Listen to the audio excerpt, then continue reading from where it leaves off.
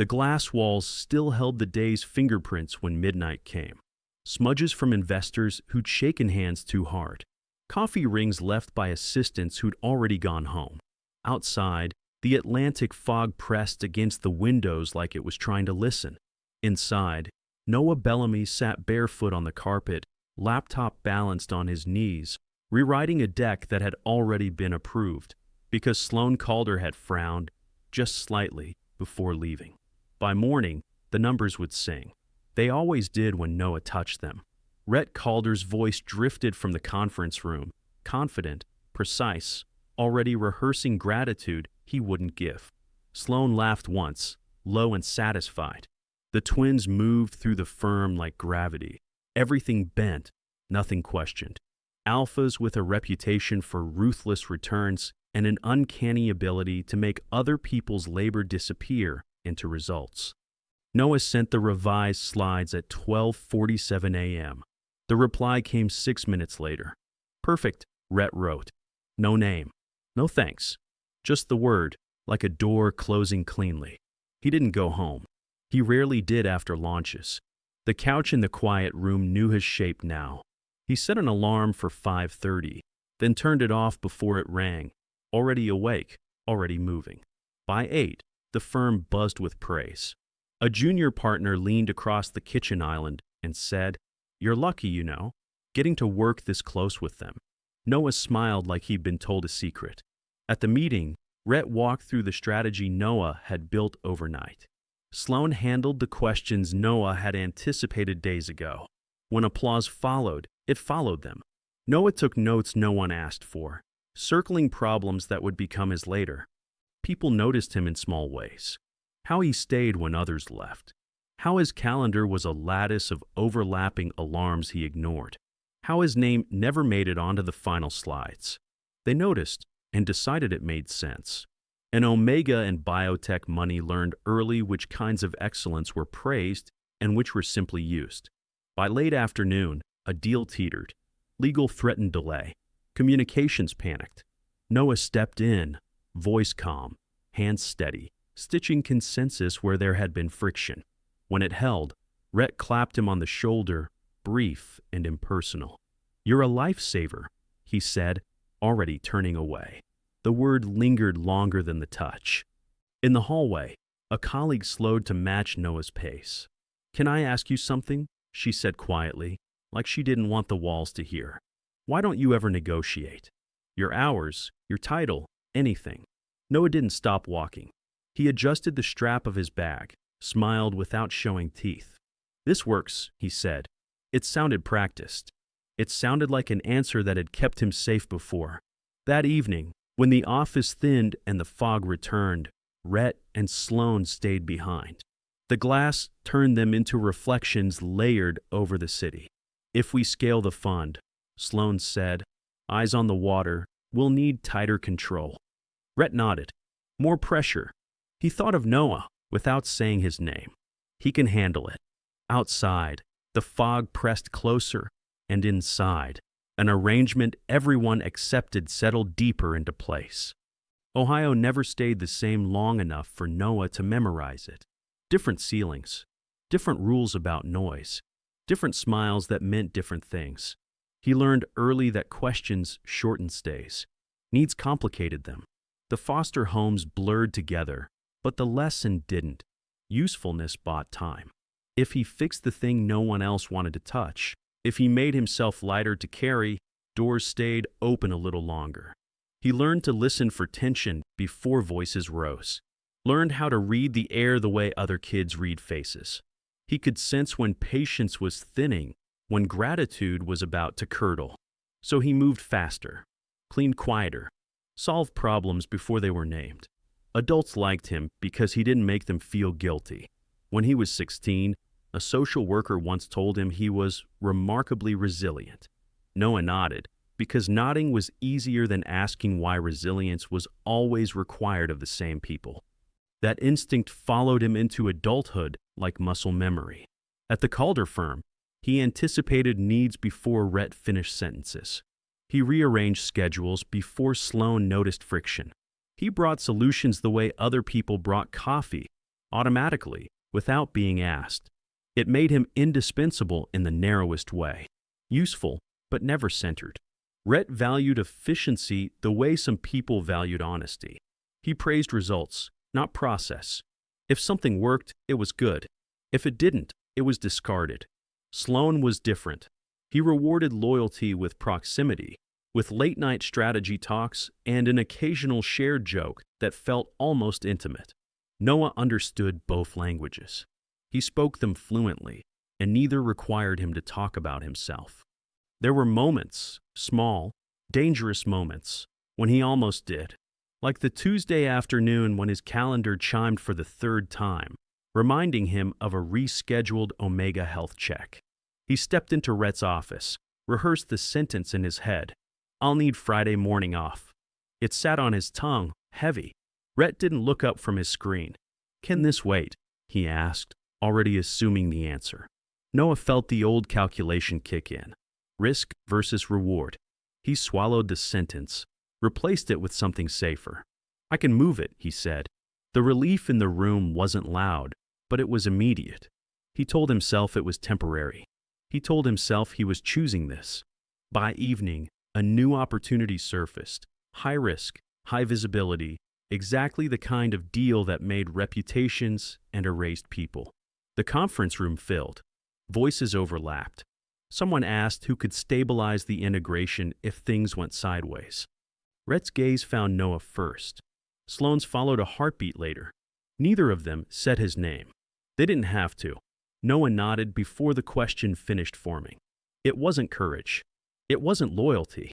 It was the same quiet instinct that had kept him housed years ago, the belief that being needed was safer than being honest. As the room moved on, Noah stared at his notes, handwriting neat, contained. The deal didn't explode the way disasters usually did. It eroded, slowly, quietly, the kind of damage that looks manageable until you realize it's everywhere. Noah became the buffer. When a partner threatened legal action, he made the call. When a regulator asked questions no one wanted to answer, he drafted the response. When an ethics review surfaced, soft at first, then sharper, Rhett's voice dropped an octave and said, "Handle it quietly." Noah did. He rewrote narratives, took responsibility where it wasn't his, let his own professional relationships burn so the firm could look untouched. Emails stopped coming from people who once trusted him. Invitations dried up. He noticed, logged it, moved on. Survival had taught him not to grieve losses that came from being useful. The pressure showed up in places he couldn't control. His sleeves stayed long even when summer pressed heat against the glass offices. When voices rose in meetings, his shoulders tightened before his mind caught up. Once, Sloan snapped at a junior analyst, sharp and public, and Noah flinched so hard he spilled coffee down his wrist. He laughed it off before anyone could ask why his hand was shaking. The Omega Clinic called twice. Then a third time. Noah watched the voicemail notification glow on his phone during a pitch, thumb hovering, then slid the device back into his pocket. There was always another fire. Always something that needed stabilizing more than he needed rest. Whispers followed him now. Not cruel. Concerned. "He looks exhausted. Does he ever go home?" They floated through the office like drafts, never quite landing where power sat. Rhett praised the quarter's returns. Sloan pushed for more aggressive timelines. Neither noticed that Noah had stopped eating lunch with anyone. Neither asked why his eyes were always rimmed red by late afternoon. When the clinic finally reached him between meetings, the doctor didn't bother with small talk. "You've missed 2 checkups," she said. "That's not optional." Noah closed his eyes, just for a second. He apologized, promised to reschedule. She flagged his file anyway. He felt the familiar squeeze of fear, quiet, controlled, manageable. He told himself he'd go next week. He always did. The firm announced a board retreat that Friday. Vermont. Remote. Mandatory. No opt-out language buried in the email. Just a calendar block that swallowed 3 days. Noah stared at it longer than he should have. Snow. Isolation. No clinics. No easy exits. Rhett clapped his hands in the bullpen, energized. "This is where we level up," he said. Sloan smiled like a challenge had been accepted. They were already moving forward, already assuming the ground beneath them would hold. Noah added the retreat to his calendar, layered it over the clinic reminder he still hadn't answered. 2 alarms chimed at once. He silenced them both.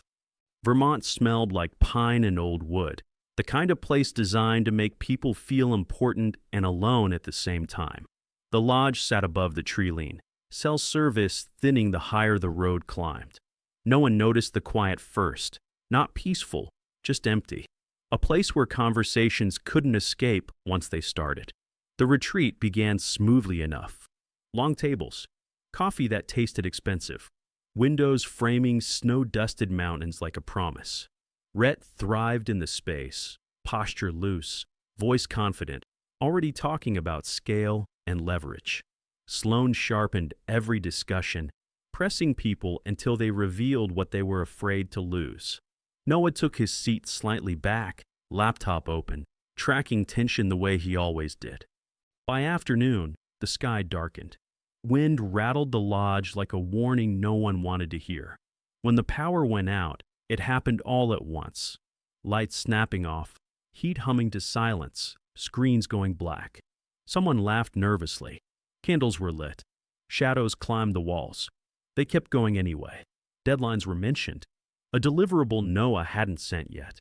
Sloan's gaze found him across the table, sharp and precise. "We talked about this," he said, voice carrying in the dark. Rhett backed him without looking up, tone colder. "You had the time." Noah felt the room tilt. He knew the truth, how the timeline had shifted, how the ask had grown, but explaining would require taking space. He didn't.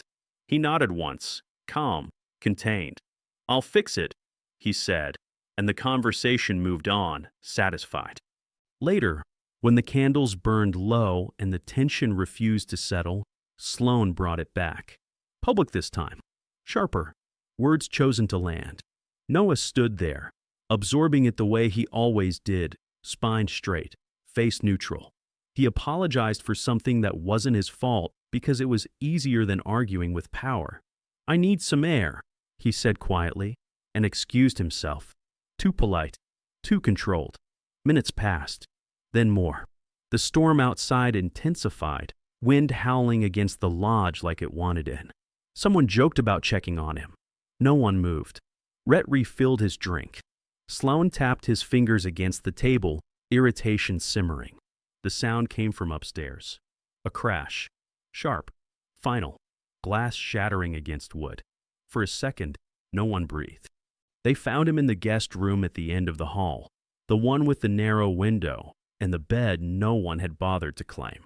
Noah was on the floor, curled slightly on his side, breath shallow, skin burning under trembling hands.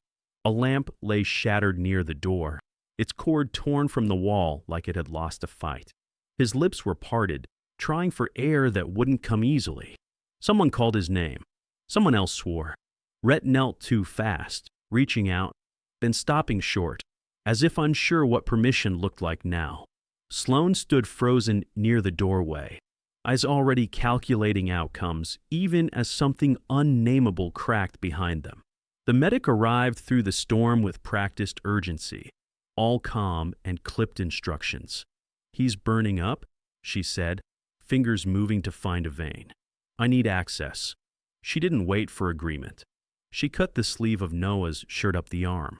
The sound of fabric tearing was louder than the thunder outside. The scars surfaced in pieces, pale lines at first, then darker ones, marks that didn't belong to accidents. Restraint scars, old and precise, circling his wrist where long sleeves had always ended. A healed fracture that had never been set properly, bones slightly misaligned beneath the skin. Lower, near his rib cage, a surgical scar, clean, intentional, one that spoke of a procedure done late, paid for quietly, endured without support. No one said anything. The medic's hands slowed just enough to notice. Her jaw tightened. "These aren't recent," she said finally, not accusing, just stating fact. "This is," accumulation. That was when it landed. Not the shock of injury, but the weight of time. Years. Of showing up. Of absorbing pressure. Of damage spread thin enough to be ignored. The realization wasn't that Noah was hurt. It was that he had been hurting the entire time, and everything they built rested comfortably on that fact. Rhett swallowed hard. "We didn't know," he said, too quickly, like saying it first might make it true. His hand hovered again, unsure where to go, unsure what he was allowed to touch. Sloane's face went cold, expression shuddering as if emotion itself were a liability. He looked at the scars the way he looked at risk, something to be managed, not felt. Noah stirred. His lashes fluttered. A low sound escaped his throat, halfway between pain and apology. "I'm sorry," he whispered, because that had always been the safest thing to say. Something in the room shifted then. Not relief, not forgiveness, just exposure. Rhett leaned closer, voice unsteady. "You don't have to," he stopped. He didn't know how to finish the sentence without indicting himself. The medic straightened. "He needs rest. And space." Her eyes flicked to the twins, sharp and assessing. A lot of both. Noah's eyes opened fully this time. He looked at them, not pleading, not angry, just tired in a way that felt final. "I need to be released," he said softly. No blame, no drama, just a statement of fact, like admitting a structure had failed inspection. Rhett spoke first, because silence felt like accusation. "We didn't know," he said again, slower this time, as if pacing could soften impact. "If we'd known, we would've." He stopped, searching for an ending that didn't sound like an excuse. None came. Sloane exhaled through his nose, already rebuilding control. "You chose this," he said to Noah, voice steady, almost reasonable. "No one forced you to stay. You're not powerless." The words landed with surgical precision. They always did. Power had taught him that intention mattered more than outcome, that consent erased responsibility. Noah didn't argue. He turned his face slightly away, eyes fixed on the ceiling. "I know what I chose," he said. "I'm choosing something else now." It wasn't defiance. It was clarity. By morning, the storm had passed, leaving the lodge too bright, too honest. Noah packed quietly, movements careful, as if loudness might reopen something fragile.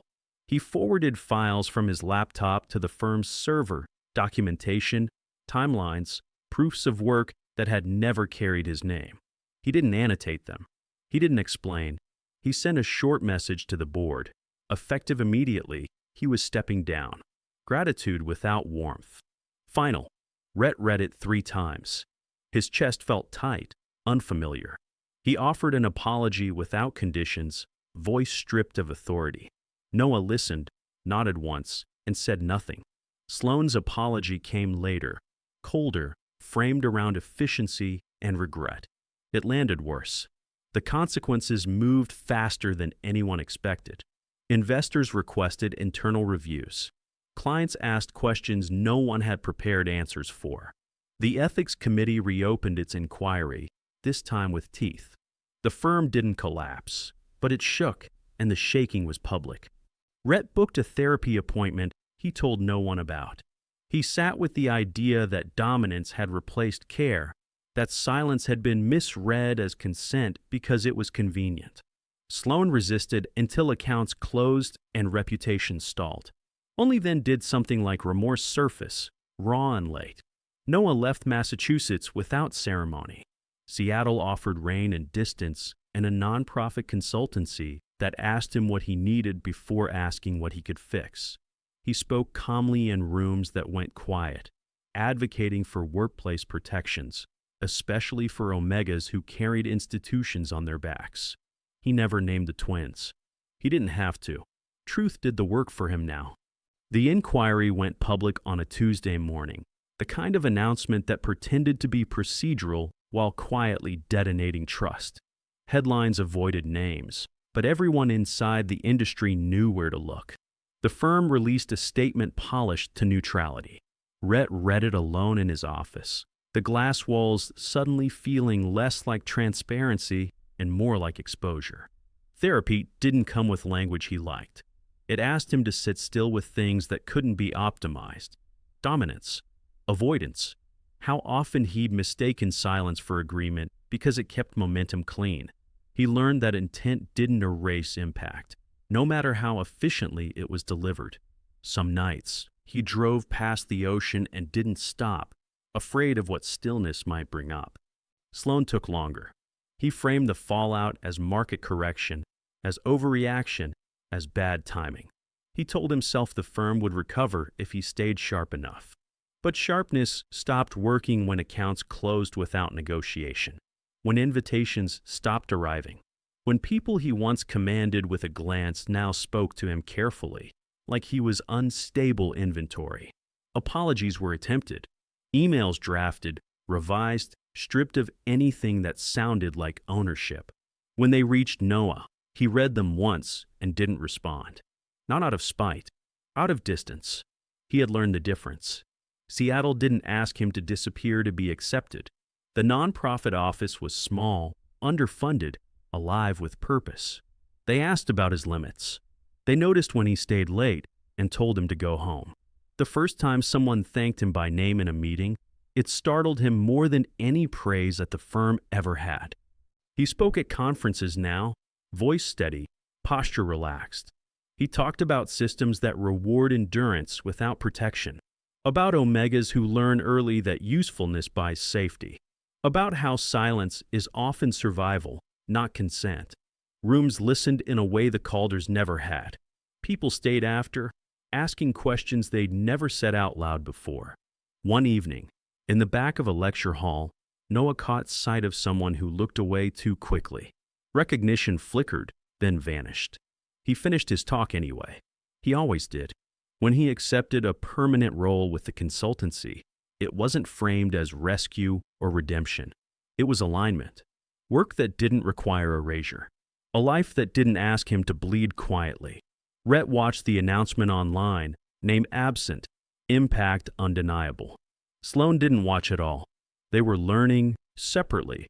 That accountability doesn't arrive all at once. It erodes certainty the way the deal once had, slowly, everywhere. Time softened things in ways apology never could. Rhett learned this alone. Some mornings he stood in the glass office before sunrise, watching the city wake without him, and replayed moments that had once felt insignificant. How often Noah had nodded instead of spoken. How easily praise had flowed past him like air. The scars haunted him, not as images, but as a timeline. Damage that hadn't interrupted productivity was damage he taught himself not to see. Power had insulated him from consequence until it didn't. Sloan avoided reflection longer. He told himself he'd been fair, that systems required pressure, that people opted in. But late at night, when the firm's lights were off and the silence had no witnesses, something unsettled crept in. Not guilt, something colder. The realization that he had mistaken control for leadership and efficiency for morality. By the time he understood, the cost had already been paid by someone else. Noah didn't follow their reckoning. He didn't need to. His life in Seattle grew quieter, steadier. He learned what it felt like to stop apologizing for existing, to take days off without explanation, to hear concern and believe it wasn't transactional. Healing didn't arrive all at once. Some nights he still slept lightly, instincts sharp, body ready to earn safety. But the difference was this: no one was profiting from that vigilance anymore. At his final public talk of the year, Noah didn't tell a dramatic story. He didn't show images. He spoke plainly about dignity, about how power rots when it's never questioned, about how silence is often misread because it's convenient to do so. He ended with a pause that stretched longer than comfort, then said, "Endurance can look like consent if you benefit from it. That doesn't make it love." The room stayed quiet after, not stunned, thinking. Later, walking home through misting rain, Noah felt something unfamiliar settle in his chest. Not triumph, not closure, resolve. He had survived, but more importantly, he had stopped bleeding quietly. The twins never reached out again, not because they were absolved, and not because they were forgiven. Some distances aren't punishments. They're boundaries. Time softened things in ways apology never could. Rhett learned this alone. Some mornings he stood in the glass office before sunrise, watching the city wake without him, and replayed moments that had once felt insignificant. How often Noah had nodded instead of spoken. How easily praise had flowed past him like air. The scars haunted him, not as images, but as a timeline. Damage that hadn't interrupted productivity was damage he taught himself not to see. Power had insulated him from consequence until it didn't. Sloan avoided reflection longer. He told himself he'd been fair, that systems required pressure, that people opted in. But late at night, when the firm's lights were off and the silence had no witnesses, something unsettled crept in. Not guilt, something colder. The realization that he had mistaken control for leadership and efficiency for morality. By the time he understood, the cost had already been paid by someone else. Noah didn't follow their reckoning. He didn't need to. His life in Seattle grew quieter, steadier. He learned what it felt like to stop apologizing for existing, to take days off without explanation, to hear concern and believe it wasn't transactional. Healing didn't arrive all at once. Some nights he still slept lightly, instincts sharp, body ready to earn safety. But the difference was this: no one was profiting from that vigilance anymore. At his final public talk of the year, Noah didn't tell a dramatic story. He didn't show images. He spoke plainly about dignity, about how power rots when it's never questioned, about how silence is often misread because it's convenient to do so. He ended with a pause that stretched longer than comfort, then said, "Endurance can look like consent if you benefit from it. That doesn't make it love." The room stayed quiet after, not stunned, thinking. Later, walking home through misting rain, Noah felt something unfamiliar settle in his chest. Not triumph, not closure, resolve. He had survived. But more importantly, he had stopped bleeding quietly. The twins never reached out again, not because they were absolved and not because they were forgiven. Some distances aren't punishments.